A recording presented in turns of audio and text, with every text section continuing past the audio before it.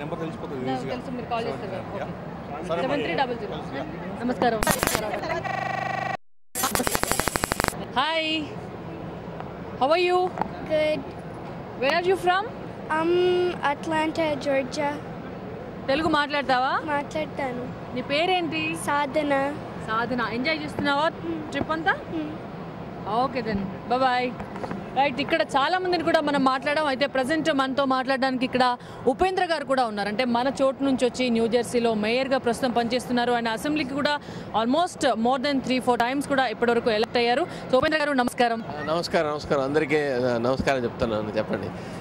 Okay అండి, మొత్తం మన దగ్గర నుంచి వచ్చినటువంటి వాళ్ళంతా కూడా ఇక్కడ ఇంత వెల్ సెటిల్డ్ అనేటువంటిది మనకు అర్థమవుతోంది. ఇంతమందిని మన వాళ్ళని చూస్తే ఏమనిపిస్తుంది? చాలా సంతోషం. చాలా మంచి పనులు చేస్తున్నారు. ఇక్కడే కాదు, ఇండియాలో, ఆంధ్రప్రదేశ్లో, తర్వాత తెలంగాణలో చాలా పనులు చేస్తున్నారు. మన తెలంగాణలో చాలా ప్రాబ్లమ్స్ ఉన్నాయి. సమస్యలు ఏంటంటే ఫ్లోరోసిస్ ప్రాబ్లం ఉంది. దాని గురించి ప్రభుత్వం పట్టించుకోవాలా. అందుకే ఇట్లాంటి వాళ్ళు ఎన్ఆర్ఐస్, ప్రవాసాంధ్రులు చేయడం చాలా మంచి సంతోషం.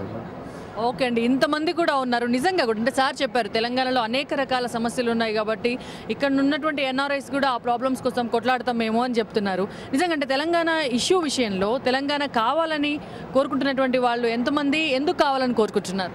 మీరు చెప్పినట్టుగా మన తెలంగాణ చాలా వెనుకబడిపోయాది. కారణం ఏంటంటే మన రాజకీయ నాయకులు. ఎందుకంటే మన దగ్గర నుంచి వచ్చిన వాళ్ళు ఎప్పుడు కూడా ఏ ఒక పొజిషన్లో లేరు, సెంట్రల్లో కానీ స్టేట్లో కానీ. దాని గురించి మన ప్రాంతం చాలా వెనుకబడిపోయాది.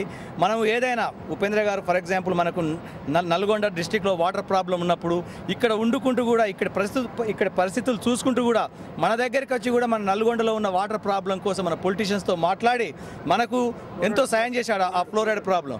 ఇతన్ని మీ అందరూ కూడా మన రాజకీయ నాయకులు కూడా ఒక స్ఫూర్తిగా తీసుకోవాలి.